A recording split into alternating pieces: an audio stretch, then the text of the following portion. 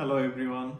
Today I want to discuss about one important chemical which is surfactant. Surfactant means surface active agents, which is very important in any kind of product which is to make foams. For example, hand wash, dish wash, then shampoo, shower gel, etc. So any kind of foaming based product used to have the surfactants because these are the foaming agents which has been used in the products. The surfactants can be three types: non-anionic surfactant, anionic surfactant, and amphoteric surfactant. So these classifications are used for the surfactants in a product. We need to choose which surfactant we will use. The anionic surfactants are the most powerful surfactant in the product. For example, SLS, sodium lauryl sulfate, SLES, sodium lauryl ether sulfate. These are the anionic surfactants. So, what about the amphoteric surfactants?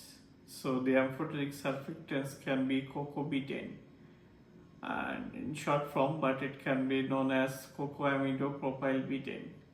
Okay. For the non-anionic surfactants, there are some types like cocoa glucoside, decyl glucoside, etc.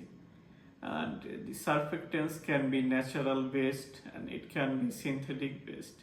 For example, cocoa glucoside, decyl glucoside, these are the natural based surfactant which we derive from coconut or other natural things. But for example, SLES, SLS, these are synthetic based surfactants. So whenever if someone do hair straightening, so they used to choose the shampoo very well because they cannot use the sulfate based shampoo. For example, like SLS, SLES, these have sulfate. So the sulfate can break the hair bond. So too much foaming agent is not good for hair care items. So we need to monitor that one also.